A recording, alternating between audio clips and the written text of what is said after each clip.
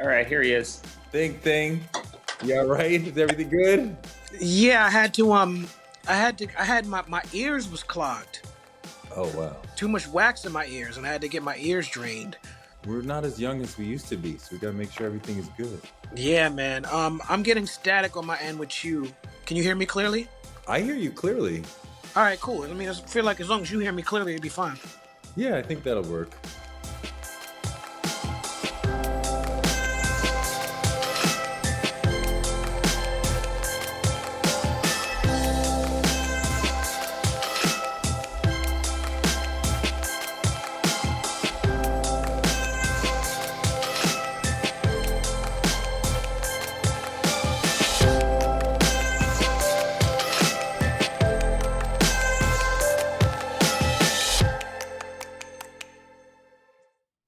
It's not clear to me. You let me listen to a couple of the records on this new Black Star album. It's not clear to me what is the difference between 2022 Black Star and the first album Black Star. And it's been what, 20 years? More than 20. So 20, 22 years, something like that. there must be a difference, but I'm not hearing it. What is So that's interesting to me. You're saying you're not hearing a difference? Like it feels like a continuation is what you're saying? Yeah. And you could lay those records side by side, and I'd be like, this sounds like a continuation as opposed to take another duo like Outkast, like 20 years apart. Like this is clearly gone in a different direction, not necessarily better or worse. They're clearly the DNA of an artist is to experiment and to not be trapped in a box, right? So people love Black Star. People love, for me, people love the early Yasin stuff, Auditorium, all that. People love Get By, and that's like the foundation of our shows. If we do a show, those are the songs people want to hear. But Yasin has projects like the Niggas Project, and Black Jack Johnson. He has things that people didn't necessarily love as much as they love some of that earlier hip hop. And same with me. I've tried different things. I did Idol Worship. I did Fuck the Money. I've tried to rhyme on trap beats. I've done some songs with Gucci Man. There's things that we've both done that our core fan base, some of those more hip hop purists would be like, I don't know about that.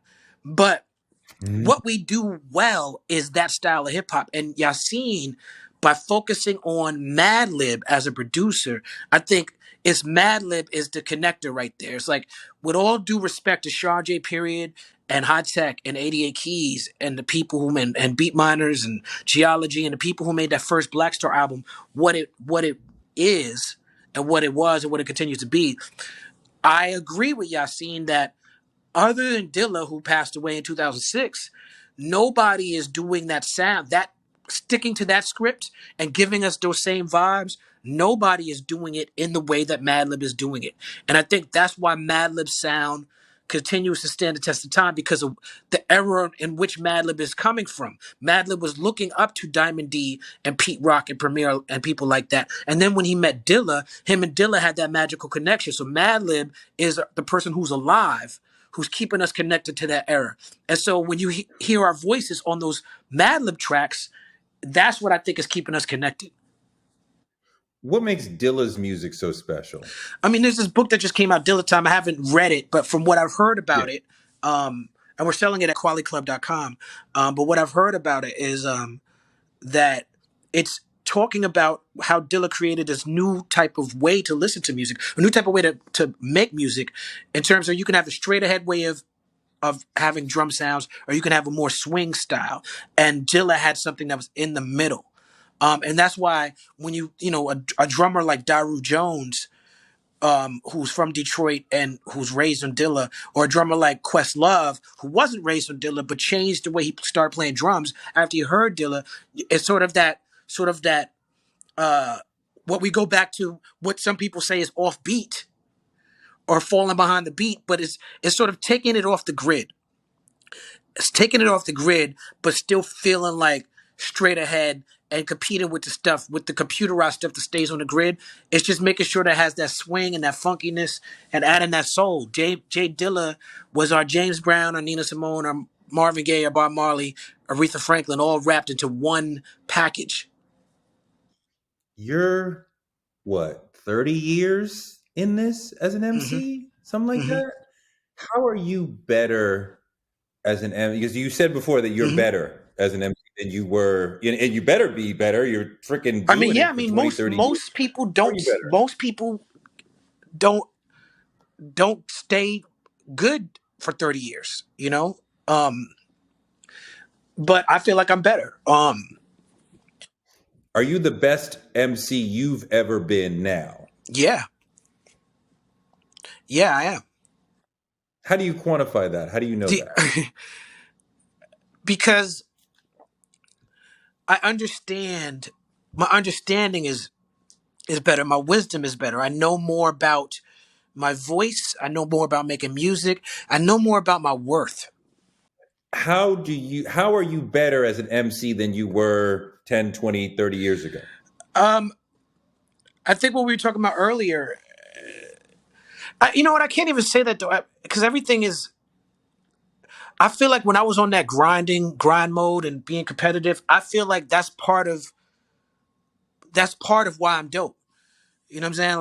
Like I feel like if I wasn't competitive like that, I wouldn't still be doing it to the level in which I'm doing it. Um, I yeah, I don't know. I know this. I do know this. You can't really consider yourself a classic MC until you mention me in a song. That's how I feel. I feel like any MC that's worth his, that's worthy of the title of super MC has rapped about me somehow, some way. That's how I feel, and I feel like my name is synonymous, has become synonymous with keeping it real in your field. You know, when Kevin Hart first hosted the BET Awards, he said, "I've been doing this for so long, y'all don't put respect on my name. I'm the Talib Kweli of comedy." You know, that was a long time before Kevin Hart is who he is now. You hear that, you're like, oh my God, like that's so cool. Yeah, I mean, uh, Pusha T, Conway, Kendrick Lamar, Two Chains, Jay Z, Common, Mos Def, Black Thought, Mac Miller. I'm just naming MCs, MF Doom, who have named me in their songs and use my name as like a barometer or like a measuring stick for what it means to be dope. And so the respect from my peers just means the most to me in terms of this MCing thing. I mean, the list of MCs you just named who name check That's you. not even. Those are just the ones off the top of my head, too. Right. No, I could and say that's Jean Grey, Rhapsody. We could keep going. I could. yeah. There's so many incredible. Already Rugged Man. There's so many incredible MCs that have said my name in a song. Will Smith in his book just said, "Yo, don't send me a meme of like of a." He said, "Don't send me a." I'm paraphrasing, but he said, "Don't send me a meme of a Rumi quote.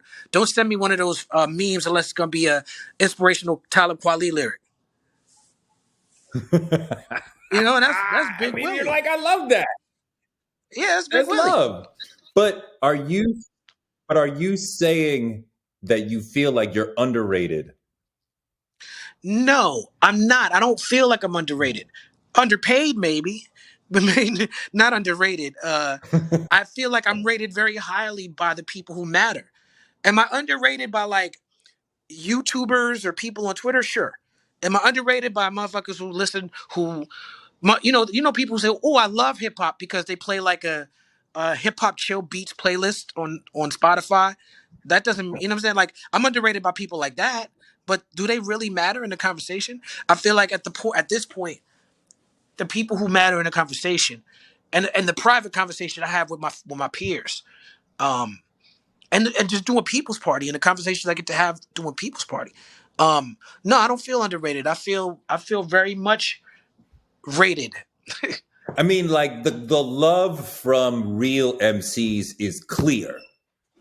Hmm. I keep hearing you saying something that to me sounds a little like, like I'm still grinding because, not everybody understands, the quality that I'm bringing. And I'm getting that Well, respect from my peers, but there's a group of people who aren't giving me that love. I mean, I think that's just real. It's real to say that what you're speaking to was a definite concern of mine up till 10, maybe 5 years ago. You know what I'm saying? But since then, especially with the pandemic, which I believe has changed everything for everybody, right?